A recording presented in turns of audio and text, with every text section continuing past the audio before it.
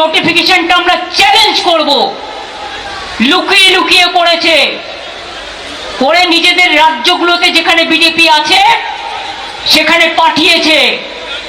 তাতে পরিষ্কার বলা হয়েছে যাকেই সন্দেহ হবে বাংলা ভাষায় কথা বলে অ্যারেস্ট করবে, ডিটেনশন ক্যাম্পে, মানে হোল্ডিং এরিয়া, ডিটেনশন ক্যাম্প যাকে বলা হয়, সেখানে রেখে দেবে।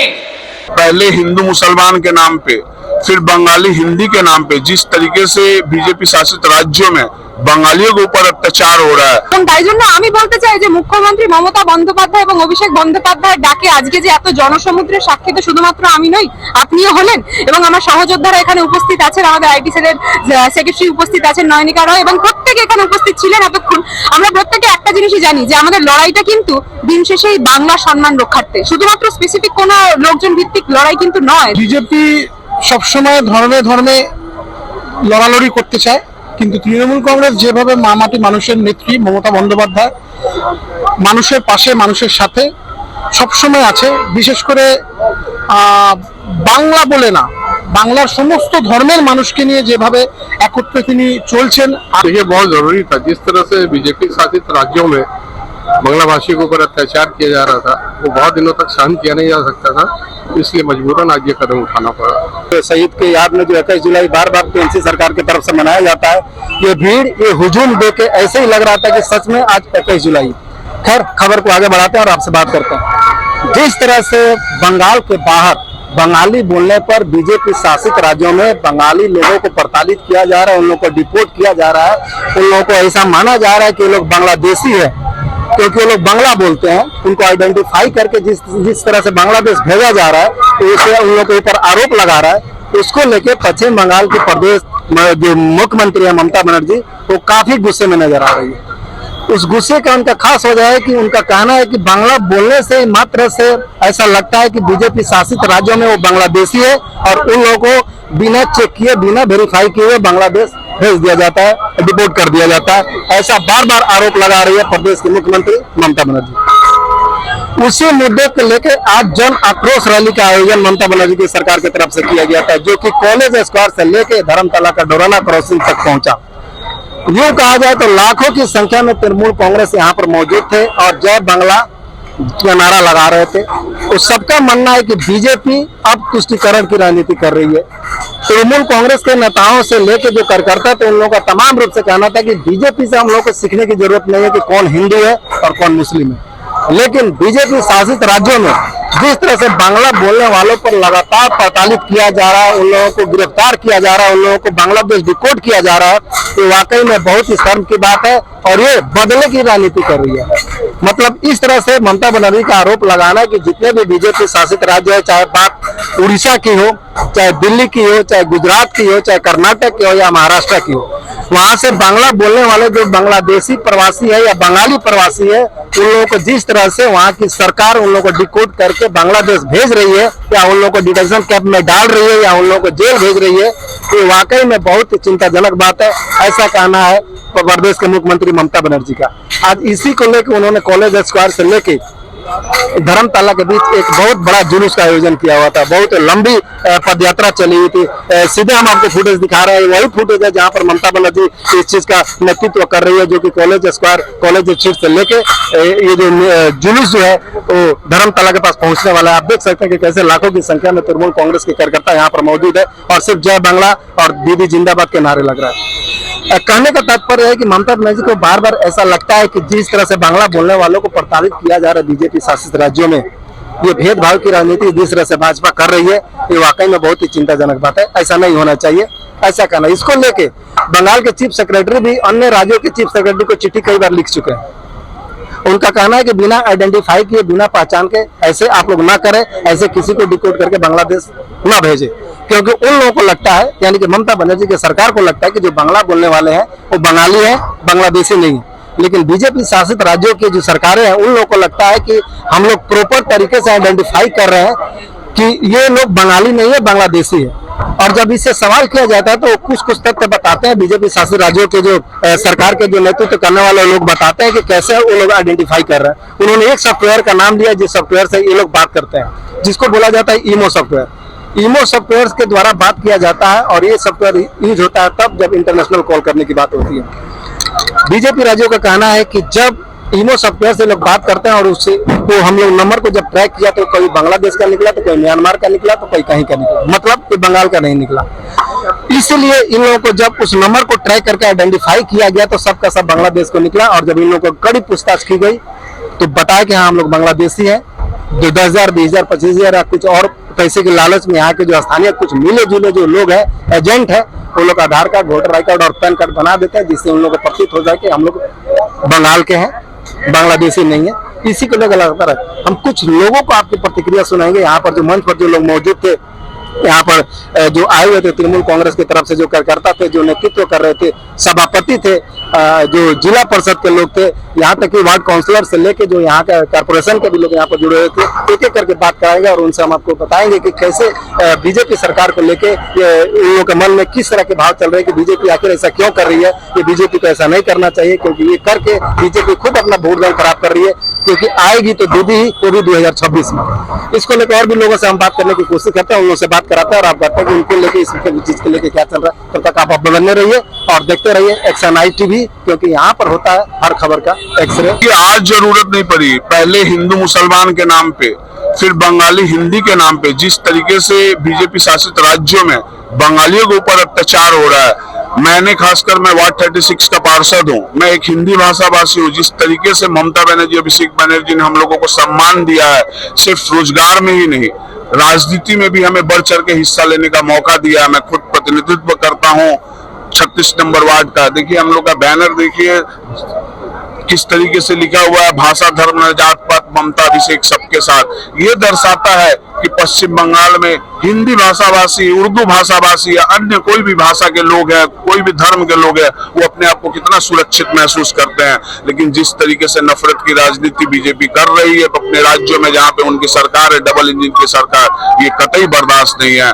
मैं हाथ जोड़ के भारत के आवाम से, भारत के लोगों से यही अनुरोध करूंगा कि नफरत की राजनीति छोड़ के ममता बनर्जी के आंचल में जैसे यहाँ पे हम सब सुरक्षित हैं, पूरे भारत इसी नक्शे कदम पे चले और ममता बनर्जी के नेतृत्व में आने वाले दिनों में जिस तरीके से सब जात धर्म के लोग, चाहे वो काला हो, गोरा हो, छोटा हो, बड़ा हो, उर्दू भाषा भाषी हो, हिंदी भाषा भाषी हो, किसी भी जात स्वर्ण का हो, एक साथ होके कदम से कदम मिला के भारत के विकास में और पश्चिम बंगाल के विकास में अपना समर्थन करें। भाजपा वालों को कहना था कि जो उर्दू भाषा भाषी हो पाकिस्तानी या पाकिस्तान चले जाए। तो देखिए खासकर हम पश्चिम बंगाल की भूमि पे जो राजनीति देखते हैं, यहाँ के जो विरोधी दल के नेता हैं, वो सो के उठते हैं तो सीधा बोलते हैं कि जम्मू जाइए, कश्मीर ना जाइए, कश्मीर जिसको भारत का स्वर्ग बोलते हैं।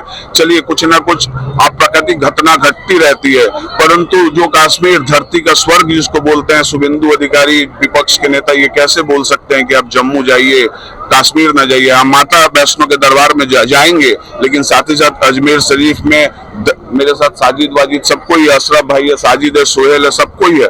हम लोग अजमेर के दरगाह में चादर भी चढ़ाएंगे और माता वैष्णो देवी के यहाँ जम्मू कश्मीर में मत्था भी टेकेंगे और कश्मीर के वादियों का आनंद भी लेंगे। मैं हाथ जोड़ के फिर से बोल रहा हूँ कि पश्चिम बंगाल की भूमि सेकुलर रही है, इसको सेकुलर रहने दीजिए। और यूपी बिहार वाले, खासकर हम लोग यहाँ पे मैक्सिमम लोग यूपी बिहार के हैं, मैं उनसे भी अनुरोध करूंगा, हमारे रिश्तेदार, हमारे बहुत भाई लोग वहां पे हैं, हमारे परिवार के लोग हैं, कि आप लोग बंगाल की राजनीति से कुछ सीखिए, ममता बनर्जी से कुछ सीखिए, यहाँ के सभ्यता संस्कृति से कुछ सीखिए और भाईचारे की राजनीति करिए, इनके बहकावे में मत आइए। आज दीदी ने क्लियर कर दिया कि वो सबके साथ है, लेकिन जो भाजपा का जुमला था सबका साथ सबका विकास, आप अपने नग्न आंखों से देख पा रहे हैं कि उनका एकमात्र मुद्दा है हिंदू को मुसलमान से लड़वाना, मुसलमान को हिंदू से लड़वाना। देखिए अल्पसंख्यक है मुसलमान भाई हमारे यहाँ पे, और अपने स्वेच्छा से आजादी के बाद भी भारत में रहना उन्होंने पसंद किया। और जिस तरीके से बीजेपी सरकार 2014 के बाद घृणित राजनीति खासकर भारत में कर रही है, ये मानने योग्य नहीं है। इसका हम लोग खंडन और विरोध करते हैं और मैं अनुरोध करूंगा कि पूरा राज्य, खासकर ममता बनर्जी जी से बोला कि 2029 में इंडिया गठबंधन को वोट देगा, तो मैं अनुरोध करूंगा अपने बिहारी भाइयों से, हिंदी भाषा भाषियों से, खासकर हिंदुस्तानियों से कि बीजेपी का साथ छोड़िए, वो सिर्फ धर्म की राजनीति कर रही है। बोलता है नस्लों का जो करे बंटवारा, रहबर वो कौम का ढोंगी है, क्या खुदा ने मंदिर तोड़ा था या राम ने मस्जिद तोड़ी है। बहुत बहुत धन्यवाद। एकदम सही बात है, इसीलिए हम लोगों को ক্ষমা করবেন বাংলাতে বলছি, কেন জানেন তো? কারণ আমরা যখন বাংলার মাটিতে দাঁড়িয়ে এই আন্দোলনটা করছি তার মাঝখানে হিন্দিতে বলাটা একদমই শোভা পাবে না। এবং তাই জন্য আমি বলতে চাই যে মুখ্যমন্ত্রী মমতা বন্দ্যোপাধ্যায় এবং অভিষেক বন্দ্যোপাধ্যায়ের ডাকে আজকে যে এত জনসমুদ্রের সাক্ষী তো শুধুমাত্র আমি নই, আপনিও হলেন এবং আমার সহযোদ্ধারা এখানে উপস্থিত আছেন, আমাদের আইটি সেলের সেক্রেটারি উপস্থিত আছেন নয়নিকা রায়, এবং প্রত্যেকে এখানে উপস্থিত ছিলেন এতক্ষণ। আমরা প্রত্যেকে একটা জিনিসই জানি যে আমাদের লড়াইটা কিন্তু দিন শেষে এই বাংলা সম্মান রক্ষার্থে, শুধুমাত্র স্পেসিফিক কোনো লোকজন ভিত্তিক লড়াই কিন্তু নয়, জানেন তো? কেন বলছি কথাটা? কারণ আজকে আমরা দেখতে পাচ্ছি যে বিজেপির চোখে কোনো ডেথলিস্টদেরকে গলায় মালা দিয়ে সম্বোধন করাটা প্রয়োজন বোধ তারা মনে করলেও তারা আরেকটা জিনিস খুব ভীষণভাবে প্রয়োজন বোধ করছে, মনে করছে, সেটা হচ্ছে কোনো একজন বাঙালি যখন বাংলায় কথা বলছে বা বাংলা ভাষী যখন কেউ বাংলায় কথা বলছে তখন তাদেরকে তুলে নিয়ে গিয়ে তাদেরকে হেনস্থা করা, তাদেরকে জেলে ভরে দেওয়া, তাদের উপর আক্রমণ করা, এই জিনিসটা ওদের রোজকার ব্যাপার হয়ে দাঁড়িয়েছে। কিন্তু কি জানেন তো, দিন শেষে আমরা প্রত্যেকে জানি, যখন আমরা স্লোগানিংটা দিই জয় বাংলা বলি, তখন আমরা প্রত্যেকে জানি এই মাটির সম্মানটা রক্ষার করার দায়িত্ব কিন্তু আমাদের প্রত্যেকে। সেটা কিন্তু শুধুমাত্র আমার নয়, সেটা আপনারও। যখন আপনি হয়তো হিন্দিতে আমাকে প্রশ্নটা করলেন, কিন্তু কি জানেন তো, এই বাংলার মাটিতে তো আপনিও দাঁড়িয়ে আছেন। যখন আপনি বাইরে কোথাও যাবেন তখন কিন্তু আপনাকে জিজ্ঞেস করা হবে যে এই বাংলার মাটি থেকে আপনি এসেছেন, তখন কিন্তু ওই সম্মান রক্ষার দায়িত্বটা কিন্তু আপনার হাতে উঠে আসে, জানেন তো দাদা? তো সেখানে আমি বলতে চাই বাংলা শিখে নেওয়াটা একটা প্রয়োজন বলে আমি মনে করি। তাই আমাদের প্রত্যেকের বাংলাতে দক্ষ হওয়া উচিত। আমি নিজে হয়তো একটা ইংলিশ মিডিয়াম স্কুল থেকে পড়েছি, কিন্তু কি জানেন, এই বাংলা হচ্ছে আমার মাতৃভাষা। ওই মাকে আমি সম্মান করব না, সেটা কি হয়? যদি মাকে কোনো সন্তান সম্মান করতে না জানে না, তাহলে তাদেরকে কিন্তু দিন শেষে আমরা দেখতে পারি যে এই মাটিতে তাদেরকে ঠাঁই দেওয়া যায় না। এবং সমানভাবে বিজেপি যে জিনিসটা করছে, ওরা তো আমরা আগে থেকে জানতাম যে ওরা হিন্দু হিন্দু হিন্দু যে কথাটা বলছে, ওরা কিন্তু বাস্তবে হিন্দু বিরোধী, জানেন তো? এবং এখন দেখতে পাচ্ছি নারী বিদ্বেষী, তার পাশাপাশি বাংলা বিরোধী। তাই এদের সাথে লড়াই করাটাই আমাদের মূল উদ্দেশ্য 2026-এ। সেই লড়াইতে আমরা জিতবো। আজকে সেটা সূচনা হয়ে গেল, দিদির জয় হবে। এবং অবশ্যই দিদি এখান থেকে ডাক দিয়ে দিয়েছে যে আমরা 21শে জুলাইয়ের মঞ্চে আমরা সকলে মিলে আবারও দিদির বক্তব্য শোনার জন্য সেখানে ভিড় জমাবো, এবং বক্তব্যটা বাংলায় হবে, কিন্তু বাংলার মাটি থেকে হবে। উদ্দেশ্য কাদের করে হবে? যারা ওই হিন্দি ভাষী যারা ওখানে বসে আছেন, ক্ষমা করবেন, আপনাকে কিন্তু উদ্দেশ্য করে বলছি না একদমই, কিন্তু হ্যাঁ, দিন শেষে এই বাংলার মাটিতে যারা থাকছে তাদেরকে কিন্তু বাঙালি বা এই বাংলা শব্দটার মর্মটা বুঝতে হবে। দেখুন, এটা একদমই ঝলক, ঝলক মানে ট্রেলারের থেকেও যদি কিছু কম বলেন তাহলে হচ্ছে এটা। আপনি যে ভিড়টা দেখলেন, এরকম 10 গুণ ভিড়টা হবে 21শে জুলাই। আমি আপনাকে অনুরোধ করবো 21শে জুলাইয়ের মঞ্চের সামনে যদি এই ভিড়ের মাঝখানে আপনার আবারও দেখা হয়, তখন না হয় এই প্রশ্নের উত্তরটা আমি আরো ভালোভাবে দিতে পারবো। জানেন, আমার সহযোদ্ধা দাদারা এখানে উপস্থিত আছেন, দিদি এখানে উপস্থিত আছেন, প্রত্যেকে যারা এখানে উপস্থিত আছেন, সেই ভিড়, সেই জনগণকে দেখে আপনারা বুঝতে পারছেন যে 21শে জুলাই খেলা হবে। আমার নাম উপাসনা চৌধুরী, তৃণমূল আইটি এবং সোশ্যাল মিডিয়া সেলের সাধারণ সম্পাদিকা। বিজেপি সবসময় ধর্মে ধর্মে লড়ালড়ি করতে চায়, কিন্তু তৃণমূল কংগ্রেস যেভাবে মাটি মানুষের নেত্রী মমতা বন্দ্যোপাধ্যায় মানুষের পাশে, মানুষের সাথে সবসময় আছে। বিশেষ করে বাংলা বলে না, বাংলার সমস্ত ধর্মের মানুষকে নিয়ে যেভাবে একত্রে তিনি চলছেন, আগামী দিনে এগিয়ে যাবেন এই আশা রাখি। এবং বিজেপির যে ধর্মে ধর্মে খেলাখেলি, এইটা আগামী দিনে মানুষ জানতেও পারছে, বুঝতেও পারছে। এই খেলা শেষ হবে এবং খেলাটা শেষ করবেন আমাদের সর্ব অধিনায়িকা নেত্রী মমতা বন্দ্যোপাধ্যায়, এবং সেনাপতিত্বে থাকবেন আমাদের সর্বভারতীয় তৃণমূল কংগ্রেসের সাধারণ সম্পাদক অভিষেক বন্দ্যোপাধ্যায়। খেলা তো আমরা খেলবই এবং খেলাতে জয়লাভ আমাদেরই হবে। জয় বাংলা। সবসময় তো খেলা চলছে, ঠিক আছে? তো আমরা ওয়ার্ল্ড কাপটা আমরাই জিতবো, ঠিক আছে? এই আশা রাখি। ওয়ার্ল্ড কাপ আমাদের 2026-এর বিধানসভা, ঠিক আছে? আমরা প্রত্যেকটা ওয়ার্ল্ড কাপ বলুন, T20 বলুন, সমস্ত ওয়ার্ল্ড কাপই আমরা জিতছি রাজনৈতিকভাবে। তো আগামী দিনেও আমরা এগিয়ে যাব এই আশা রাখি। ভালো থাকবেন, সুস্থ থাকবেন, এবং বাংলার সকল ধর্মের মানুষকে আমার তরফ থেকে, আমি 92 নম্বর ওয়ার্ডের যুব কংগ্রেসের প্রেসিডেন্ট, তো সবাইকে বা মমতা বন্দ্যোপাধ্যায়ের তরফ থেকে, অভিষেক বন্দ্যোপাধ্যায়ের তরফ থেকে আগাম শুভেচ্ছা জানাচ্ছি। সকলে ভালো থাকবেন, সুস্থ থাকবেন।